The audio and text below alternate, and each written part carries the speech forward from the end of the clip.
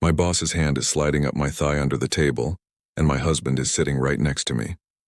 I can't breathe. Can't move. Can't process what's happening because it feels like reality just cracked open and swallowed me whole.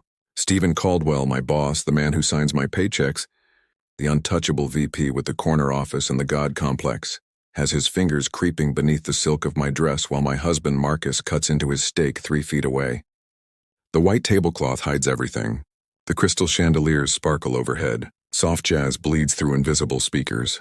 Everyone around us is laughing, drinking, performing their corporate puppet show, and I'm frozen in this nightmare wearing a smile I can barely hold together. My name is Victoria Chen. I'm 31. Senior account manager at Caldwell Industries. Married to Marcus for 6 years. 6 beautiful, safe, predictable years. And right now, at this glittering corporate dinner in the private room of the city's most expensive restaurant, I'm learning that safety is an illusion and predators wear $1,000 suits. Caldwell's fingers press higher. Not aggressive, almost casual. Like he's testing me, like he's done this before and knows exactly how fear paralyzes its victims into silence. I glance at Marcus. His jaw is tight. His eyes are fixed on his plate, but there's something in the set of his shoulders, a coiled tension that wasn't there a moment ago. He knows, oh God, he knows, Victoria. Caldwell says, his voice smooth as poisoned honey. You've been quiet tonight. Everything all right? His hand squeezes. I feel my pulse hammering in my throat. I'm fine, I manage. My voice sounds hollow, dead. You look pale, he continues, and there's amusement flickering in those cold blue eyes. Perhaps you should excuse yourself. Get some air, it's not a suggestion, it's a command. He wants me alone. Marcus sets down his knife with deliberate precision. The sound cuts through the ambient noise like a gunshot. When he looks at me, there's something devastating in his expression. Not anger, but calculation. Marcus is a data analyst. He solves problems, finds patterns. And right now I can practically see him mapping this situation. Measuring angles, calculating consequences. Actually, Marcus says, his voice dangerously calm, Victoria looks perfect to me. He reaches over and places his hand on top of mine, the one I've been gripping my wine glass with so hard my knuckles have gone white.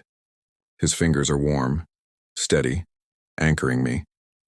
Caldwell withdraws his hand. Slow, deliberate, making sure I feel every inch of movement as he does. Then he smiles, that practiced magazine cover smile that's earned him profiles in Forbes and Business Insider. Of course, he says. I'm sure she is. The rest of dinner crawls by like dying. Caldwell holds court, telling war stories from his early days building the company. Everyone laughs on cue, nods, worships. I taste nothing. Feel nothing except Marcus's hand still covering mine, his thumb stroking small circles against my skin. A secret language that says, I've got you. When we finally stand to leave, Caldwell leans close as I pass. His breath brushes my ear. Monday morning, my office, 9 sharp. A pause. Come alone. Marcus's hand finds the small of my back. Protective. Possessive. When I look up at him, his eyes are dark with something I've never seen before. Something that looks like rage wearing a smile. In the car, neither of us speaks.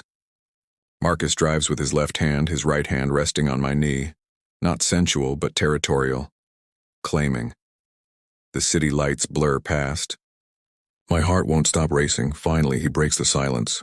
I recorded everything. I turn to stare at Marcus. His profile is carved from shadows and streetlight, jaw set, eyes fixed on the road ahead. What? My phone, he says quietly, under the napkin on my lap. Video running the entire dinner. He glances at me and there's something fierce burning in those gentle brown eyes I fell in love with. I saw his hand move. Saw your face change. So I hit record, my stomach drops. Marcus, don't. His hand tightens on my knee. Don't tell me it was nothing. Don't tell me I misunderstood. I saw everything, Victoria. Everything. The word hangs between us like a blade. We drive in silence for 3 more blocks before he pulls into an empty parking garage. Kills the engine. The sudden quiet is deafening. Show me you're okay, he whispers. I'm not okay. I'm shaking. My hands won't stop trembling. Marcus unbuckles his seatbelt and reaches for me, pulling me across the console into his lap. His arms wrap around me tight, so tight I can barely breathe, but I need this. Need him. Need to feel safe again. I've got you, he murmurs into my hair. I promise you, Victoria. I've got you. I press my face against his neck, breathing him in. He smells like home, like safety, like everything Caldwell's touch tried to steal from me. He told me to come to his office Monday morning. I whisper, alone. Marcus goes very still. When he speaks, his voice is ice. Then that's exactly what you're going to do. I pull back to look at him. What? You're going to that meeting. His hands frame my face, thumbs brushing away tears I didn't realize were falling. But you're going to wear a wire, and I'm going to be listening to every single word that bastard says. Marcus, he's powerful. He's connected. If we go after him, if we don't, Marcus interrupts, how many other women does he do this to? How many other husbands have to watch their wives get violated at a dinner table? His jaw clenches. No, this ends. We end him. There's something intoxicating about seeing this side of Marcus. My steady, careful, by-the-book husband transformed into something dangerous, something protective and ruthless and absolutely certain. How? I breathe. He kisses me then. Soft at first, then deeper, claiming me back from the ghost of Caldwell's touch. When he pulls away, his eyes are blazing. We play the long game. Document everything. Build a case so airtight he can't buy his way out of it.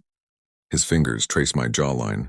But first we need to know what he wants, what he's planning. So Monday you go to that office. You let him talk. You let him think he's won. I can't, my voice breaks. I can't let him touch me again. He won't. Marcus's voice is absolute.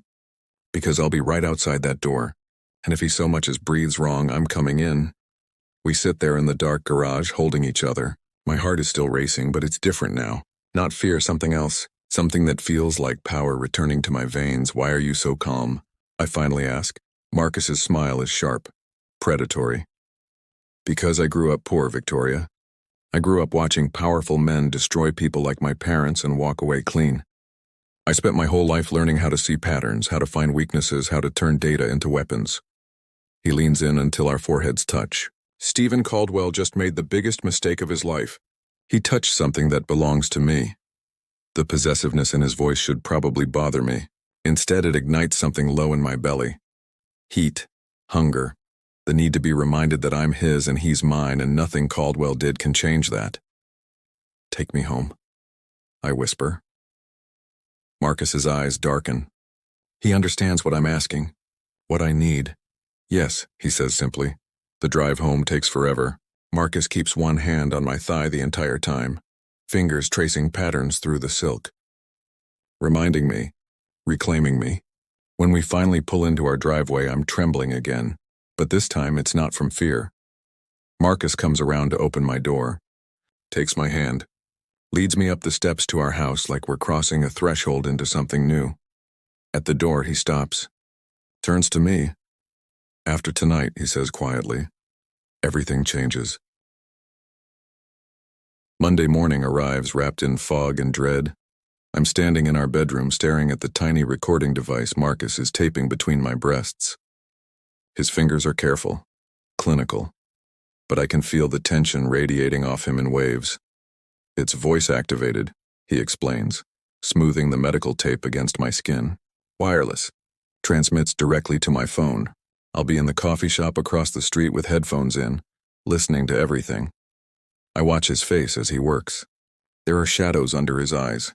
He didn't sleep. Neither did I, but for different reasons. After we got home Friday night, Marcus made love to me with an intensity that bordered on possession. Slow and deep and claiming, his mouth everywhere Caldwell's eyes had touched, washing me clean with pleasure and devotion until I forgot how to be afraid. What if he finds it? I whisper. Marcus's jaw tightens, his hand still against my sternum, right over my racing heart. Then I'm through that door in 30 seconds. He looks up at me and the ferocity in his eyes steals my breath. But he won't. Men like Caldwell don't look for resistance. They expect compliance. He finishes securing the device, then reaches for the blouse I've laid out. Conservative, high-necked, armor disguised as silk. As he helps me into it, his fingers brush the nape of my neck and I shiver. Victoria. His voice drops. Roughens. You don't have to do this. Yes, I do. I turn to face him. You were right. This has to end. Marcus studies my face for a long moment, then pulls me close. His hand slides into my hair, tilting my head back. "You're the bravest person I know," he murmurs against my lips. "And when this is over, I'm taking you away somewhere. Somewhere he's never touched. And I'm going to spend days reminding you exactly who you belong to." The kiss he gives me is searing. Possessive. A promise and a threat and a prayer all at once. 20 minutes later, I'm walking through Caldwell Industries' glass doors. The lobby gleams. Everyone smiles. My heels click against marble floors that suddenly feel like an executioner's walk. The elevator ride to the executive floor takes forever. I watch the numbers climb. Watch my reflection in the polished steel doors, pale, composed, betraying nothing of the wire pressed against my heart or the husband listening to every breath. Caldwell's assistant waves me through without a word. The double doors to his office stand open, waiting. He's at his desk, phone pressed to his ear, waving me in with that practiced smile. I step inside. The door clicks shut behind me. The lock turns, my pulse spikes. I force myself to breathe. Caldwell ends his call, sets the phone down, stands. He's tall. I'd forgotten how tall, how he uses height as a weapon. "Victoria." He rounds the desk, moving into my space. "Too close. Always too close." "I'm glad you came. You said 9 o'clock. My voice is steadier than I expected." "I'm here." He smiles, reaches out, tucks a strand of hair behind my ear, and I have to lock my knees to keep from recoiling. "Alone," he observes. "Good girl." The condescension in those 2 words makes my skin crawl. But I hold my ground, hold his gaze. "What did you want to discuss, Mr. Caldwell?" "Stephen," he corrects. His hand trails down my arm. "I think we're past formalities, don't you?" He leans in and I can smell his cologne, expensive, cloying. "Friday night was enlightening. I've been watching you, Victoria, for months. The way you move, the way you command a room. You're wasted in account management. I like my job. You'd like my bed better." The words hit like a slap. He's not even pretending anymore, not even trying to disguise it as professional interest. "I'm married," I say flatly. Caldwell laughs, actually laughs. "So am I. What's your point?" His hand settles on my hip, gripping. "Your husband is a data analyst. Makes what, 80,000 a year? I can offer you things he never could. Promotions, power, access. All you have to do is be smart about this." Smart? I force the word past the rage building in my chest. Discreet. His thumb rubs circles against my hip bone. "I'm not asking you to leave him, just share yourself. Consider it networking. Career advancement." For a moment I can't speak, can't breathe, because this is worse than the groping. This is calculated. This is a man who's done this before. Many times before, and if I say no, I manage. Caldwell's smile vanishes. His grip tightens, painful now. "Then you'll find working here very difficult. Missed promotions. Failed accounts. Eventually termination for poor performance." He leans in until his mouth brushes my ear. "Or you could be smart, say yes, and let me show you exactly what power tastes like." His hand is sliding up my ribs when the door crashes open. Marcus stands in the doorway like vengeance incarnate. His face is carved from fury, his phone held up, red recording light blazing. "Get your hands off my wife." Caldwell spins, releasing me so fast I stumble. His expression cycles through shock, rage, calculation, all in the space of a heartbeat. "Chen." His voice is acid. "You're trespassing in a private office. I'll have security." "Call them," Marcus interrupts. His voice is terrifyingly calm. "Please, call them. While you're at it, call the HR director, the board of directors, maybe a few reporters from Business Insider." He steps into the room holding up his phone. "Because I've got 20 minutes of crystal clear audio of you propositioning my wife. Threatening her job. Admitting this isn't your first time." The color drains from Caldwell's face. "You recorded..." He cuts himself off, regroups, that boardroom confidence sliding back into place. "That's illegal. Inadmissible. My lawyers will..." "Actually," Marcus says, moving to my side, his hand finding mine. "In this state, only one party needs to consent to recording." Victoria consented. He pulls me against him, protective, anchoring. "And admissibility doesn't matter for the court of public opinion. Doesn't matter for your wife, your investors, your board." I watch Caldwell's face, watch the moment he realizes he's cornered. Watch the predator become prey. "What do you want?" The words come out strangled. "Money? I want you to resign, Marcus says flatly. Effective immediately. I want a full public admission of sexual harassment. I want generous severance packages for Victoria and anyone else you've victimized, and we both know there are others. And I want a recommendation letter so glowing it'll make Victoria unfireable anywhere in this industry. That's extortion. No. Marcus's smile is sharp. That's justice. Because the alternative is I send this recording to every media outlet in the city. I post it online. I make sure everyone knows exactly what kind of man Stephen Caldwell really is. He pauses. Your choice. Your legacy. Disgraced predator or executive who made a mistake and tried to make it right. The silence stretches. Caldwell's chest heaves. His hands clench into fists. You're nobody, he finally spits at Marcus. A data analyst. You think you can destroy me? I already have, Marcus says quietly. You just haven't realized it yet. Something breaks in Caldwell's expression. He reaches for his phone and Marcus tenses, but the older man just stares at the device in his hand like it's a foreign object. I built this company, Caldwell whispers. 30 years. From nothing. And you threw it away, I say, finding my voice at last. The moment you put your hand on me. His eyes snap to mine. For a second, I see something human there. Shame, maybe, or regret. But then it's gone, replaced by cold hatred. Get out, he says. Both of you out. Marcus doesn't move. The resignation today or I start making calls. Fine, the word is venom. Fine, you'll have it by end of business. Marcus nods once. Then he turns, keeping me tucked against his side, and walks us out of that office. Down the hall. Into the elevator. Neither of us speaks until the doors close and we're alone. Then I collapse against him, shaking so hard my teeth chatter. I've got you, Marcus murmurs, gathering me close. It's over. You're safe. I've got you. The elevator descends, and with each floor I feel the weight lifting. The fear, the powerlessness. Caldwell's touch. All of it falling away like dead skin. When we reach the lobby, Marcus doesn't stop. He walks us straight out through those glass doors into the morning sunlight, to where his car is waiting. He opens my door. Settles me inside, drives. Where are we going? I finally ask. Somewhere he's never touched, Marcus says. Somewhere clean. Somewhere ours. He drives us to the coast, 2 hours north to a cliffside where the ocean crashes against rocks and the wind tastes like salt and freedom. We sit on the hood of his car, wrapped in each other, watching the waves. You recorded him Friday night too, I say quietly. Didn't you? At the dinner. That's how you knew exactly what to do. Yes, you planned this. All of it. Marcus looks at me and there's no apology in his eyes. He touched you. He threatened you. He's probably done it to dozens of women. His hand cups my face. So yes, I planned it. I would plan worse for anyone who hurt you. The ferocity in his voice should terrify me. Instead, it ignites something primal. Something that's been building since Friday night. I kiss him. Hard. Desperate. Needing to feel alive and powerful in his. Marcus responds immediately, hauling me into his lap, hands tangling in my hair. The kiss turns savage, all teeth in possession and the aftermath of adrenaline. When we break apart, we're both breathing hard. Take me home, I whisper against his mouth. Now. His eyes go dark, molten. Yes.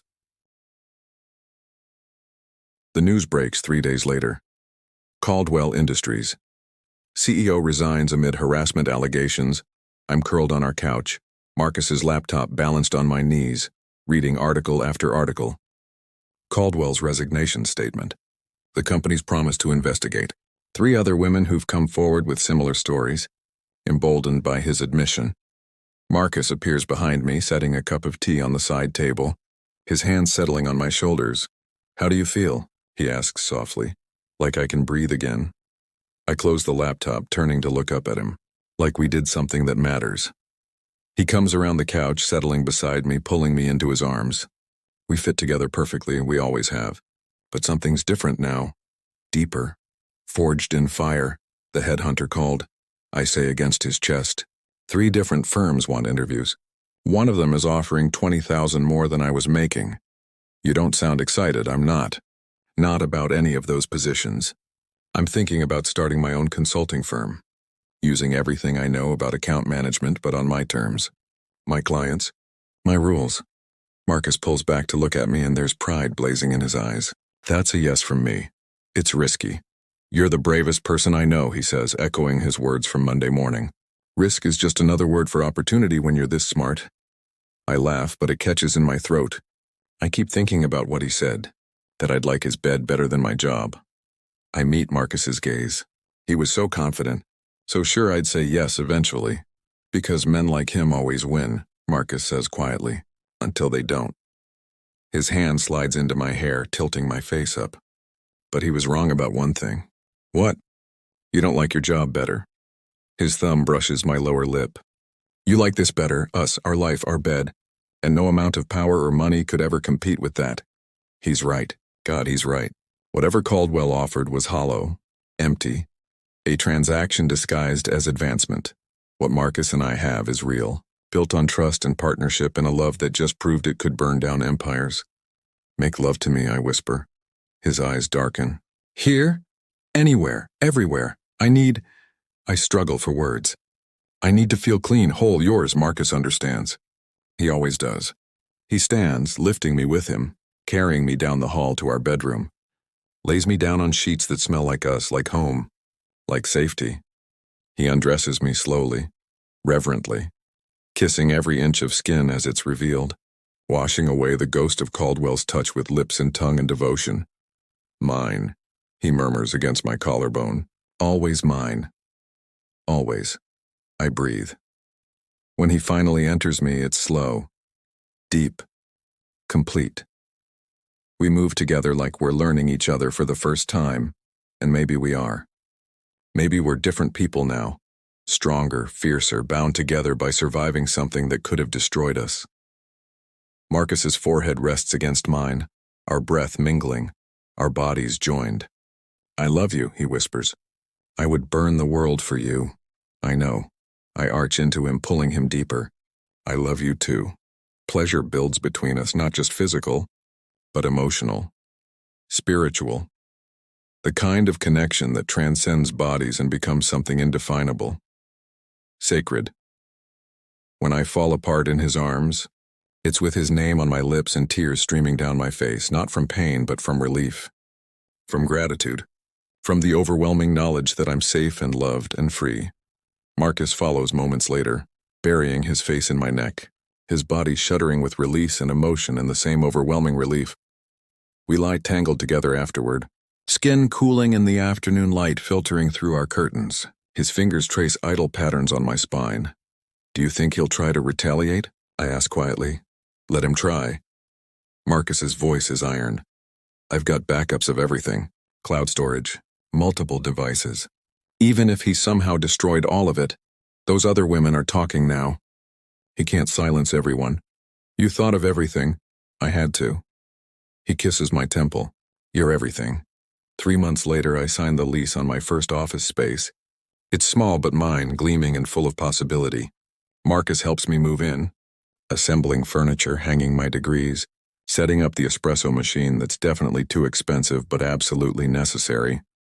When we're finished, we stand in the center of the empty room, his arms around me from behind, both of us looking at the frosted glass door with my name etched in clean, professional letters. Victoria Chen Consulting. What do you think? I ask. I think, Marcus says, Stephen Caldwell just made you unstoppable. He's right. The attempted predator created a survivor. The threatened victim became a warrior. And the marriage that could have shattered became something unbreakable. That night we celebrate at the same restaurant where it all began, reclaiming that space, that memory, rewriting the ending. We sit at a different table, order different wine, laugh at different jokes. When Marcus reaches for my hand across the white tablecloth, there's no hidden violence, no threat. Just love and partnership and the quiet certainty that we can survive anything together. To new beginnings, he says, raising his glass.